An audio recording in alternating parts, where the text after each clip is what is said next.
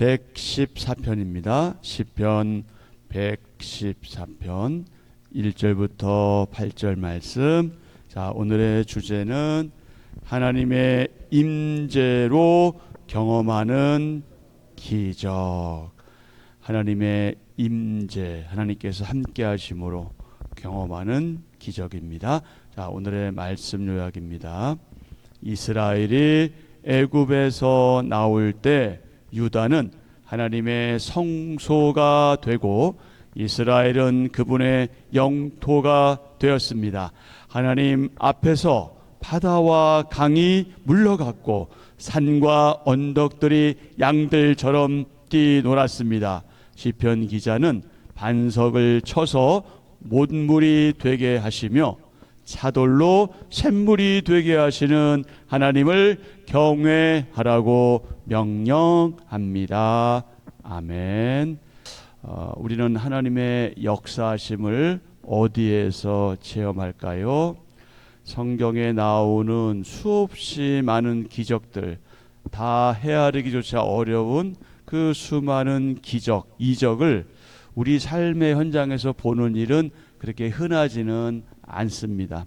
오히려 우리의 삶은 시편 저자들이 계속해서 반복적으로 하나님 앞에서 절규하는 것처럼 하나님이 마치 우리와 함께하지 않는 것처럼, 우리와 함께하지 않으실 뿐만 아니라 아예 계시지 않는 것처럼, 그래서 하나님은 멀리 떨어져서 우리의 일을 도무지 관여하지 않는 것처럼 그렇게 느낄 때도 있죠. 그래서 우리는 좌절하는 때도 많이 있고요, 포기할 때도 있습니다.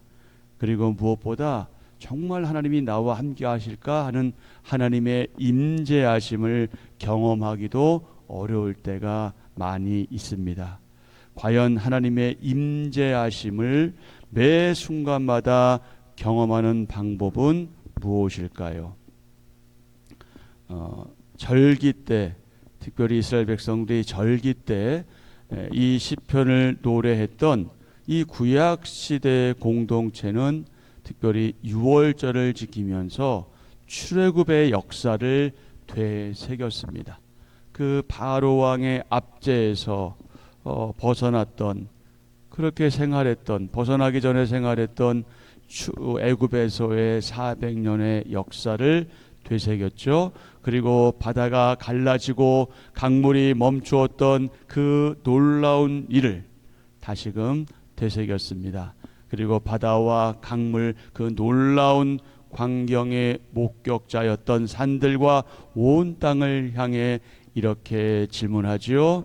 그대들은 왜 하나님 앞에서 물러서고 또 하나님 앞에서 기뻐 뛰었던가? 물론 바다도 강물도 산과 평지도 아무런 대답을 하지 않습니다. 하지만 창조주요 통치자이며 심판자이신 여호와 앞에서 순종하며 기뻐했던 그 대상들은 오늘도 하나님의 질서 안에서 각각 제 몫을 묵묵히 다하고 있습니다. 그러니 하나님의 임재는 바로 그 가운데 드러나 있는 겁니다. 우리의 일상 속에서 하나님의 임재를 우리는 느낄 수 있어야 하죠. 매 순간 호흡하며 살아가는, 매 순간 우리의 심장을 멈추지 않게 하셔서 우리가 그렇게 살아가는 우리의 일상적인 생활 가운데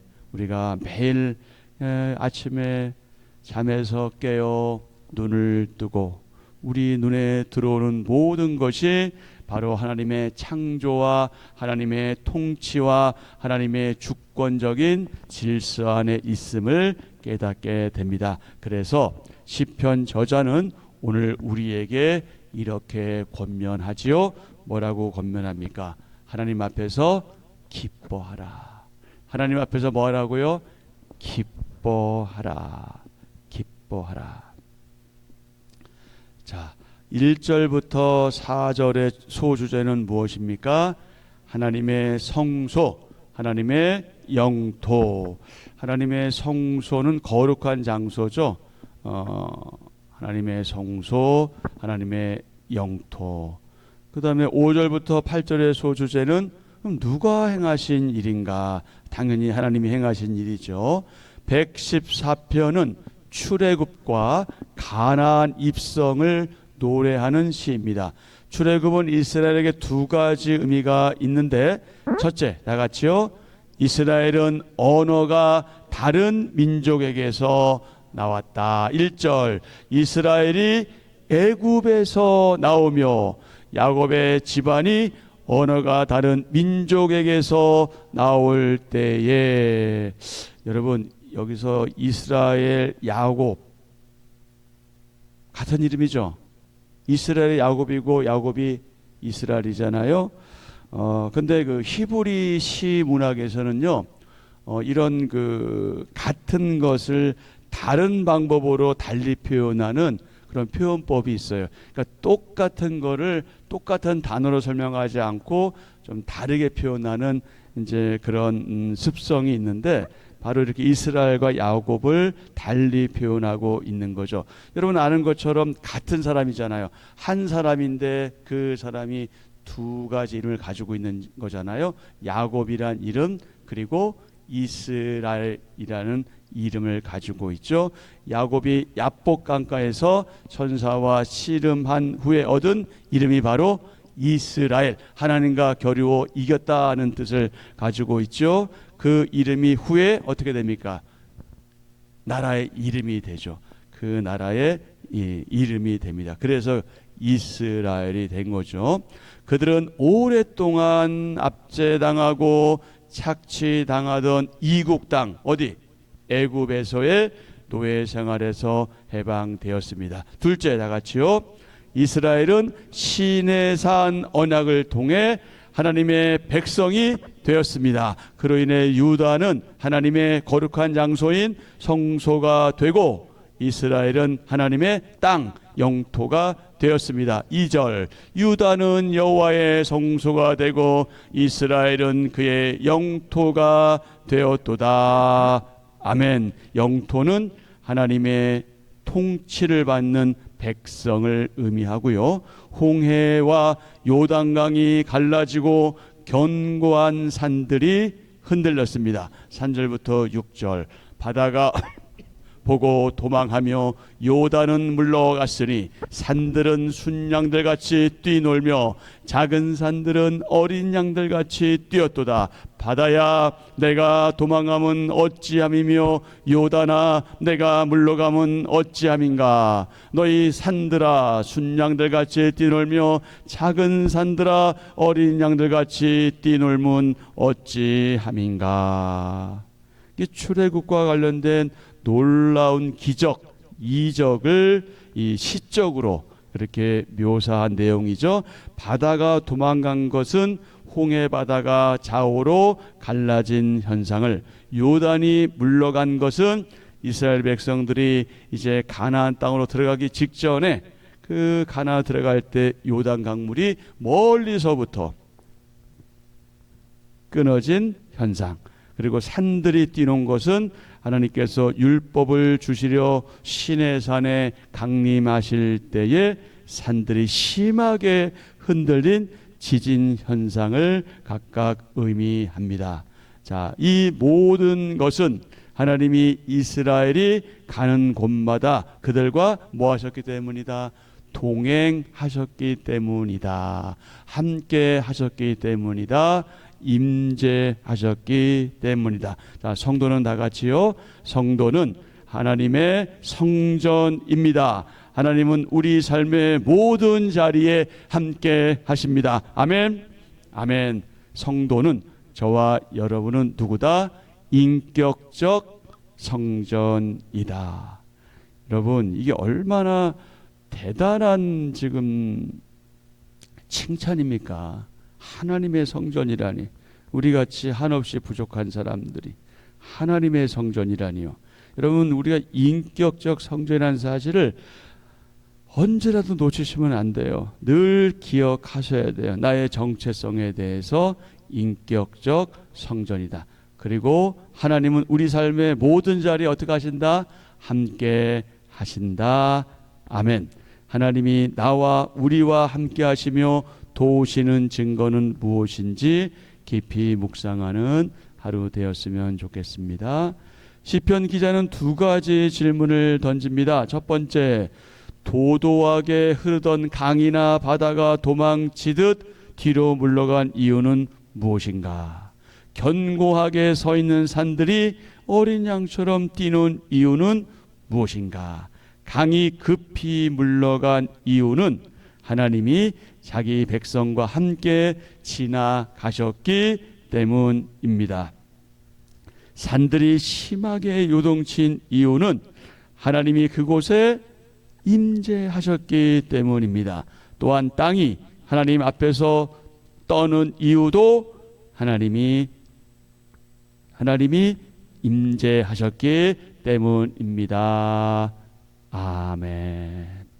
자, 우리 5절 6절 한번 읽을까요? 바다야 내가 도망하면 어찌함이며 요단아 내가 물러가면 어찌함인가? 너희 산들아 순양들같이 뛰놀며 작은 산들아 어린 양들같이 뛰놀면 어찌함인가? 하나님은 광야에서 반석을 쳐서 못물이 되게 하신 분입니다. 7절 8절 땅이여 너는 주 앞 곧 야곱의 하나님 앞에서 떨지어다. 그가 반석을 쳐서 못물이 되게 하시며 차돌로 샘물이 되게 하셨도다. 아멘. 여기서 못물은 논에 모를 내는데 필요한 물, 이것을 못물이라고 합니다. 시편 기자는 뭐라고 가르쳐 줍니까? 하나님과 동행하는 삶이 얼마나 위대하고 영광스러운지 이것을 가르쳐 줍니다. 성도에게 중요한 것은 어디에서 사느냐가 아니라 누구와 함께 사느냐입니다. 성도에게 중요한 건 어디에서 사느냐가 아니다. 10평 남짓한 집에서 사느냐, 그런 방에서 사느냐, 30평 넘는 큰 방에서 사느냐, 이거 중요한 게 아니라 어디에 있든지 그곳이 어디든 누구와 함께 사느냐. 누구와 함께 살아요?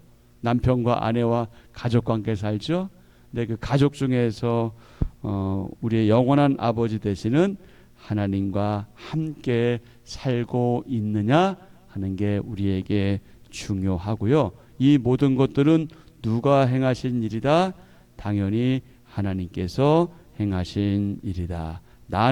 우리는, 저와 여러분은 하나님의 임재를 얼마나 사모하고 있나요? 만약 우리가 하나님의 임재를 누리지 못하고 있다면 그 이유는 무엇일까요? 깊이 묵상해 보는 오늘 하루가 되었으면 좋겠습니다. 자, 우리 한번 같이 하실까요? 구원의 능력을 찬양하라. 아멘. 구원의 능력을 찬양하라. 114편은 113편과 함께 6월절 식사 전에 함께 노래했던 찬양입니다. 하나님은 이스라엘 민족을 애굽에서 이끌어내신 분이시죠. 시인은 출애굽 때 있었던 일들을 회고하며 돌아보고 기억하며 하나님이 얼마나 크신 능력을 가지신 분인지를 노래하고 있습니다. 그러므로 이 시는 6월절 식사 때 함께 부르기에, 노래하기에 적절한 내용의 시편이죠. 이스라엘의 출애굽의 역사를 회상하면서 하나님이 자신들을 붙드시고 지키실 것을 바라보았던 것처럼 우리는, 저와 여러분은 예수님의 그 십자가와 부활의 역사를 기억하며 하나님의 교회를 지키실 것을 바라봅니다. 놀라운 기적과 이적으로 출애굽의 역사를 이루신 하나님은 우리를 결코 버려두지 않으시고 그분의 섭리와 그 엄청난 그리고 놀라운 뜻에 따라 거룩한 나라로 그렇게 세워 가실 겁니다. 그러므로 저와 여러분이 해야 될 일이 무엇이냐? 하나님의 구원의 능력을 날마다 찬양하는 거다. 자, 성도가 걸어가는 광야의 여정입니다. 성도는 하나님의 은혜 또 놀라운 기적으로 점철되는 영적 광야길을 믿음으로 걸어가야 합니다. 여러분, 최준 씨 아시나요? 예, 그런데 최준 씨가 여러분을 모르죠. 예, 우리는 최준을 알아요. 최준 씨가 부른 노래 중에 그런 노래가 있잖아요. 인생은 나그네 길, 어디서 왔다가 어디로 가는가. 인생은 어디에서 와서 어디로 가는지 알 수 없는 나그네 길이다. 뭐 이런 노래 가사잖아요. 하지만 성경은 성도의 인생이 어디를 향해 가고 있는지 분명히 알려줍니다. 성경은 성도의 인생이 어디를 향해 가고 있는지 분명하게 알려줍니다. 이스라엘 백성의 출애굽 사건 또 광야의 여정은 우리 성도의 신앙의 여정, 신앙 여정의 예표, 우리가 어떻게 가나안을 가는가 하는 것을 보여준, 다시 말해서 그때 그 이스라엘 백성들은 애굽 왕 바로의 압제에서 그 애굽의 통치에서 종살이 하다가 하나님의 은혜로 출애굽하죠. 어디를 향해서? 가나안을 향해서 갔잖아요. 오늘 우리는 죄로부터, 마치 그 애굽의 생활과 같은 그 바로의 압제와 같은 그 사탄의 권세로부터, 사탄의 지배로부터 벗어났죠. 죄를 벗어났어요. 구원을 얻었어요. 우리는 어디를 향해 가고 있습니까? 영적인 가나안을 향해서 가고 있는데, 바로 출애굽 여정이 우리의 그 영적인 가나안을 향해 가는 그 과정을 미리 보여준 것이다. 출애굽과 광야 생활을 회상하는 시에서 우리는 영적 지혜를 얻는 성도가 되어야 하겠습니다. 성도가 걷는 인생길은 이 죄악으로 가득한 험한 세상에서 예수님을 믿고 죄를 회개하고 속죄함을 받고 하나님 나라 천국을 향해 가는 거룩한 여행길이다. 거룩한 여정이다. 그래서 때때로 홍해 같은, 요단강 같은 장애물을 만나고요. 또 때때로는 굶지는 않지만 굶을 정도까지 어려움을 겪기도 하고요. 목마름의 위협도 우리 가운데 닥치고, 참 우리가 누구에게 말하지 못할 고난과 고통과 어려움이 우리 가운데 있지만 하나님의 은혜와 그분의 기적의 역사로 우리 이 모든 것들을 다 이겨 나갈 수 있다. 그래서 오늘도 믿음직하고 신실하신 하나님의 은혜로 인생의 광야길을 기쁘게 걸어가는 저와 여러분 되어야 하겠습니다. 자, 한 절 묵상입니다. 성도의 일상은 하나님이 함께 하시는 특별한 여정입니다. 이스라엘이 애굽에서 나올 때 그 여정은 단순한 이동이 아니었습니다. 하나님이 그들을 단련해 거룩한 백성, 거룩한 나라로 세우는 시작이었습니다. 유다를 성소로 삼으시고 이스라엘을 영토로 삼으셨다는 말은 그들을 하나님의 다스리심을 받는 나라요, 언약 백성으로 삼으셨다는 뜻입니다. 언약 백성의 특성은 거룩함입니다. 거룩한 삶을 살 때 거룩하신 하나님의 임재를 온전히 경험할 수 있습니다. 아멘. 언약 백성의 특성은 뭐라고요? 거룩함입니다. 거룩한 삶을 살 때 거룩하신 하나님의 임재를 온전히 경험할 수 있습니다. 아멘. 자, 오늘의 기도 함께 합니다. 하나님, 어디에서 사느냐에 집착하다가 누구와 사느냐가 희미해진 제 어리석음을 용서하소서. 모든 순간, 모든 자리에 하나님이 함께 하심을 경험하는 인생이 되길 원합니다. 내딛는 걸음마다 하나님을 나타내고 만나는 사람에게 하나님의 영광을 보여주도록 인도하소서. 예수님의 이름으로 기도합니다. 아멘. 아멘.